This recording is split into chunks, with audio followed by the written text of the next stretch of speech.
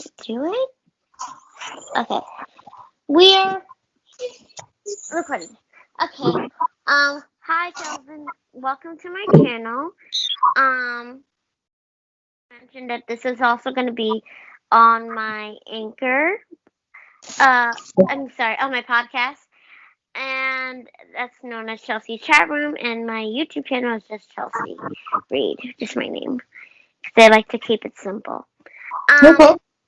For those of you that don't know this, Kelvin is um a goalball coach, someone who's visually impaired, and he also has his own organization, and I'm gonna let him tell us more. So thank you for coming. Thank you for having me. Yeah, I mean, you kind of summed it up. I do have a goal ball program that we run in Maryland. I say we because we're a team. So I think that the foundation of always saying we instead of I is pretty important. Um, yeah, we start our organization started in 2014. It was an idea.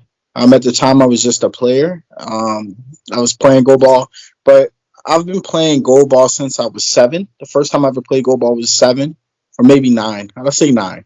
And I started at the Maryland School for the Blind. I played competitively in their EAB program, which is basically with the Maryland School for the Blind and a bunch of other blind high schools, like Overbrook, which is Pennsylvania, New York, um, Florida, and the list there's a few. Those schools will come out and they would compete um, in high school level goal ball. Uh, After which, I didn't even know that there was a national level goal ball or domestically national level goal ball um, until after I graduated, like way after I graduated, maybe a few years. So back in about 2014, I found out and I was like, man, does Maryland have a team I want to play?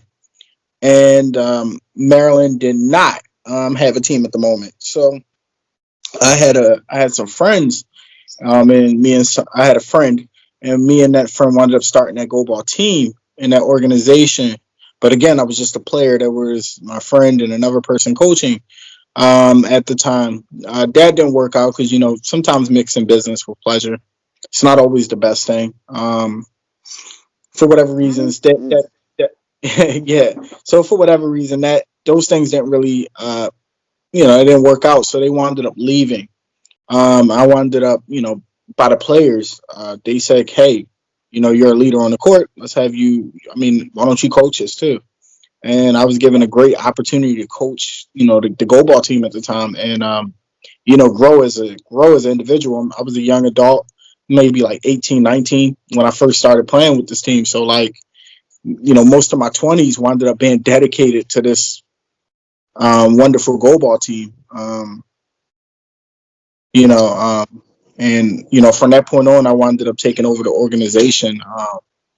We wound up getting our organization together, start raising money. They said, "Hey, you're the guy." So they let me run the organization by their will, of course, and we've been growing ever since. We started. There were times when I remember when this team first started, maybe we could get 3, 4, 5 people in the gym barely for a practice. We got 6 people in the gym. Then we had enough for a boys team. Our women's team, sometimes we would have to go as pool players. We didn't have enough women. Now we have an abundance of women. Our team used to struggle to get 8 people to come to practice regularly. Now our team boasts over 20 players, well over 20 Wow. at any given. Right. We used to have a hard time getting volunteers. Now we have volunteers. We used to not have good relationships with teams. Now I have a number of good relationships with a number of different players. I even have some regular conversation with some Olympians just for advice. And we're never afraid to learn. I think that learning is key. So the history of our team is rich in that there's a lot of failure that happened. Like we used to go to tournaments and lose every single game. To recently our last tournament, the last tournament we played in, we wound up winning with the USABA sanctioned tournament. We won the whole regional tournament.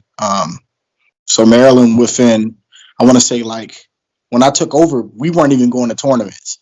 So when I took over as the coach, the first thing I wanted to do was say, hey, like whether we win or lose, we're going to go to tournaments so we can get the experience to actually be a competitive team.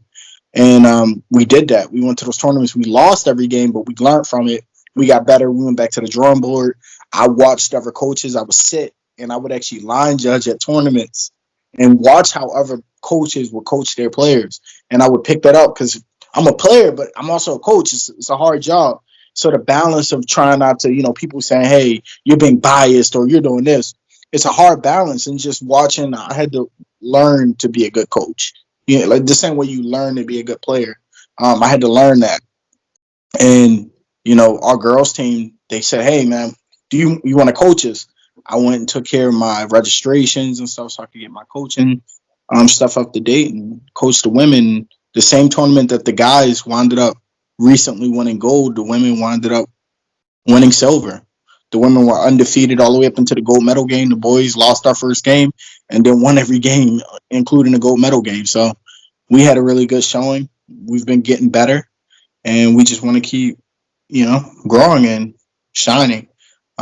That's pretty much the history of our team. It's filled with failures that lead to great success. That's what I'd say. I think any team is has that, and I I know because I wasn't in goalball, but I was in cheerleading. Mm-hmm. Um, so like we did compete with Overbrook and Maryland and Florida. Because I went to the New York Institute, and yeah. Yep. So it it takes time to, like, even if you just win, even if you fail a few times, you know you learn from those experiences and you get back up. Can you talk a little bit for the sighted people who don't understand what goalball is? Because I know what goalball is, you do, and I'm pretty sure many of our my blind viewers understand, but to the general population that don't understand, what's goalball? Yeah, goalball is a sport that was invented in World War II. After World War II or during World War II, you got to forgive me. My history is terrible. Cool. Sport. Sport encompasses, so there are three people on the court on your side. So your team has three people on the court at one time. On the other side of the court, there are three people from the opposing team on the court at one time. You're all blindfolded. The court is about the length of a volleyball court, maybe a little bit longer. Um, and the goal is, so you're blindfolded, and the goal is for you to take this lever ball. This is kind of heavy. This heavy lever ball, and you're supposed to swing it. There's bells in there so you can hear. The other team can hear it, and the goal is to listen for it, dive, and block with your body. So, and stop it from going into the net. So it's a unique sport. It's very unique. It's a very difficult sport. I think some people, you can watch it and think that, oh, I can do that, but until you really get under those shades and you have to use those senses and you have to move for this ball. You got people that are throwing over 30 miles per hour. Okay. So the ball is fast. It's coming fast and it hurts. Um, but it's a fun. I think it's fun. But I also used to wrestle. So, uh, you know, I like physicality in my sports. But it's one of those rare sports. It's not an adapted sport where it's not like, a sport that has a sighted counterpart. You know what I mean? It's a sport. It's an original sport that anybody can play, and the playing field is level. So it's not like you're good if you're good, you're bad if you're bad. And I mean that's the Yeah. best way to explain it. Like it's a lot of strategy that goes into it, a lot of movement, like trying to throw teams off. Maybe you do some. So there's all kinds of stuff you can do. It's a lot of strategy. I implore anyone that's watching or anyone who may be interested in goalball to check out some games. It's actually an Olympic Paralympic sport as well. The United States has a team. A lot of other countries have a team. You can actually look up some of those games. The women and the men. They don't typically play together. Some tournaments might cross bracket, but like usually there's a men's division, there's a women's division. Never, especially in international play, it's not really cross bracketed. But yeah, it's pretty That's dope. that's cool. Thank you for explaining it to them. Um, what made you, like, so you said that you did wrestling. So what made you choose? Like, what made you fall in love with goalball other than like wrestling or track or Well, whatever else? it's actually funny because I liked goalball in high school. I played it in high school. It was a pastime. It was more of a pastime for me. But I was a big wrestling guy. I would wrestle with the public school. In public school, I would wrestle. I also wrestled at the blind school as well. I was big into wrestling. This is like one of my favorite sports. Still is one of my favorite sports to watch. I just like it because of physicality. But for me, once I left high school, I had a hard time just finding tournaments and stuff. And when you get out of high school, you get out of shape and stuff, so you kind of lose your motivation. And for a while, just to have sports, and then just seeing go ball, and then building a team. First, it was a thing about just having something to do to get back in shape, and then maybe I'll do wrestling again. But I'm playing. I'm getting this camaraderie. I'm building camaraderie with my teammates, and sharing. That there's a different type of feeling when you win something by yourself. An individual sport like wrestling, you can win it indulge in your singular success, but it's a different feeling to indulge in success with people, a As a shared team. success. Yeah, it's Yeah. a different type of feeling, and I think that feeling in particular um, was important. I think just having that team feeling, just being able to win something with people that that I care about, and I say care about because the team is like an extension of my family. They're all my family. Um, as a matter of fact, some of them actually live with me. We became roommates. Providing opportunities for one another. I think that's important, and building one another. Me and you spoke off the air about just building up, and I feel like that's important, especially for um, our go ball community. We have a rare thing that a majority of our players on our team actually are African American. It's a rarity. It's not a lot of teams that where the bulk of our I think our whole men's team is actually African American. Maybe minus one person. Nope, I think the whole team is African American.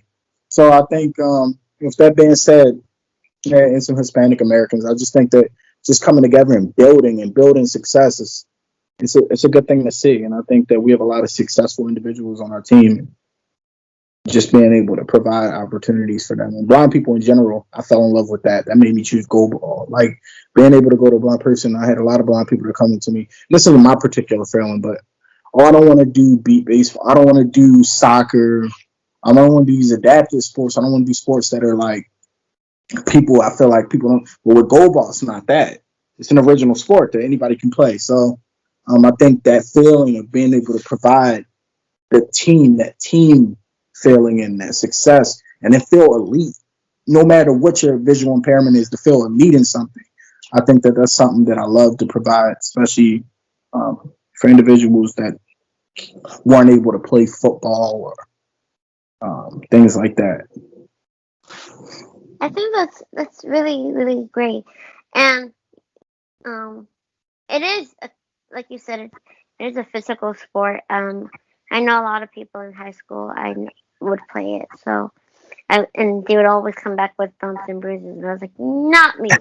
Um, Not to, I, I'm I liked playing it when it was just a regular one that is not as intense, and I I had feel fun with that. But um, as as um on a team and an intense level, I'm okay. But it's okay because I still was a part of another team. But I understand what you yeah. I mean. mean, cheerleading is the same. You build camaraderie, I'm sure. Yeah. Yeah, Um, it's important though, like you said, like it's kind of like the difference between like you said, wrestling is you it's based on you. Yes, you're a team, like a wrestling team, but your tournament is kind of individual. It's you against another person in your division or your yeah, weight category.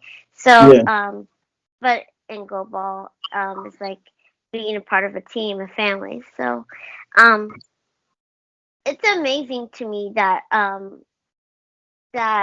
you went from being a player to to coaching. Um, and providing a um to providing somewhere for your athletes to stay, the ones that needed a place to stay, and I think that's amazing. Can you see just a little bit about that? Oh yeah, for sure. I know that we had some athletes that had on our team that had some hardships, and it was important to have a door open for them. And I was blessed with opportunity. I was blessed with a good job and the ability to have a home to open doors for some of my teammates um, who didn't have, maybe a stability in their life and things of that nature. I always go back to, for me, opening my doors. And even when I was a player, I would open my doors for my teammates. I would go pick some of my teammates up who weren't good with transportation or didn't have mobility. I would go pick them up and bring them to practice. And that was just as a player. I would allow individuals who came far, like from out of town, to come stay at my house. That was just as a player. So, having players move in, some of the players move in with me, it was an easy yes for me, only because like I go back to me growing up. I would go. I was in tough times. I was home. Me and my mom, my little brother, we were homeless. We lived in shelter after shelter at times in our life. And one of my sanctuaries growing up, when I would go through whatever, I would always, even when I run away, I would run. And my grandma would always open her doors up to us, me and my mom and everything. Even if, we weren't always, my mom might not always be on the best of terms, my grandma would always open her doors for us. And I think that my grandmother, for most of my teen years, wound up raising me a lot. So did my mom. And, single mom, I had a single mom, but my Mhm. grandmom played a very important role in my life. My mom told me, like, to be strong even when you struggle, and always have character. My grandmother showed me, how to, I always say, be a man and how to treat others. Like my grandmother would always open her door, feed those. My grandma always taught me that if someone doesn't have and we have it, we should give, because we'll get those blessings tenfold. And it's always just doing the right thing. So for me, just I always think back times I ran away and my grandma would open her door for me at like 4 in the morning, um, no matter what time it was, and just let me stay there and provide a meal, a bed, whatever I needed. Even to this day, she's 91. I'm glad she's still with us, still cooking, still moving. God Um, bless her. right. And I can call her anytime. And even now, like, if I'm really upset, there have been days when I'm super stressed and I come from work, I know her door is open for me. So just being able to take those lessons that she gave me and apply them in life. I think has been it's a big thing for me. It's important, and it's important, for our goalball team because it goes back to that whole thing I was saying earlier about us being a family. If if you love someone like a family or love something and treat individuals of that something as a family, then you should open that door for them. I think that having a bond as a family is important, and I think that is what we have. I think that your grandmother was right because truly, um, you are blessed and you are getting your blessings back in tenfold with a family you can call your own, and a lodging and a great team. So thank you for coming to my channel and being willing to talk about your story and about what you love and goal ball. Yeah, I appreciate you for having me. It's really exciting and hopefully with your channel I hope I can grow it a little bit, maybe get some viewers for you, and I hope you can bring me some potential players maybe. So I hope this is a Yeah. benefit for both parts. If you guys if you guys want to, to know more about goal ball or to like wonder where there's a goal ball team near you, like whether you're in whatever state, please just comment. And I'm pretty sure I can get that information. I know a lot of other goal ball players, and maybe if you're in Maryland, you could look Kelvin up. So, Yep, yep. um, yeah, thank you. Please like, subscribe, and share, people. Without Um, doubt. and yeah, thank you. No problem. Hold on.